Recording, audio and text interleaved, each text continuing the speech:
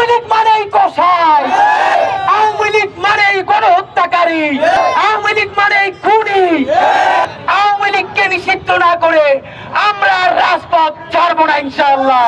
তারা ভাবেন গুড আওয়ামী লীগ আর ব্যাড আওয়ামী লীগ নাই, আওয়ামী লীগ মানেই কসাই, আওয়ামী লীগ মানেই গণহত্যাকারী, আওয়ামী লীগ মানেই খুনি।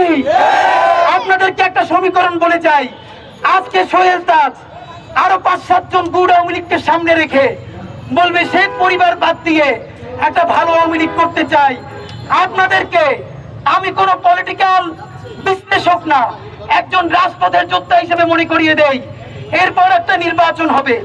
সেই নির্বাচনে আওয়ামী লীগ অল্প কিছু আসন পেয়ে কোনো না কোনো ভাবে বিরোধী দলে থাকবে। বিরোধী দলের থেকে যত বদমাইশি রাজনীতি আছে আওয়ামী লীগের যেটাই বাংলাদেশে কেউ বেশি জানে না।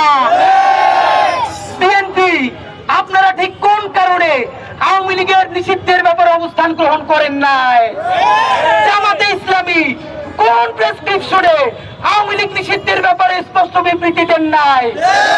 এখন পর্যন্ত রাজনৈতিক দল হিসেবে এনসিপি কে দেখেছি তারা আউট এন্ড আউট বলেছে আওয়ামী লীগকে নিষিদ্ধ করতে হবে।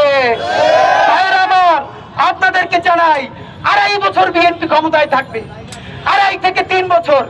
এরপরে আওয়ামী লীগ বিরোধী দলে থেকে ভারতকে সাথে নিয়ে ইসরায়েলকে সাথে নিয়ে এমন ষড়যন্ত্র করবে ৩ বছরের মাথায় বিএনপিকে লাথি মেরে ক্ষমতা থেকে সরিয়ে দিবে।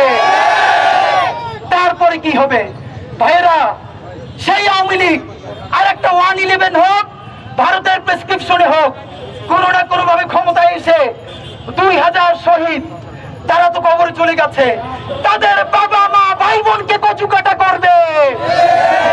৫০,০০০ আহত, প্রত্যেককে ধরে ধরে কচু কাটা করবে। সুতরাং আহতদেরকে বাঁচাতে, শহীদদের পরিবার বাঁচাতে, জুলাই যোদ্ধাদেরকে বাঁচাতে, রক্ত থাকতে আওয়ামী লীগ পুনর্বাসন করতে দেব না।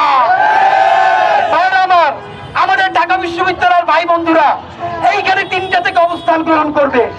ইনকিলাব মঞ্চ আওয়ামী লীগ নিষিদ্ধের দাবিতে, জুলাই, শাপলা, পিলখানা বিচারের দাবিতে রাজু ভাস্কর্যে অবস্থানের সংহতি প্রকাশ করছে। আওয়ামী লীগকে নিষিদ্ধ না করে আমরা রাজপথ ছাড়বো না ইনশাআল্লাহ।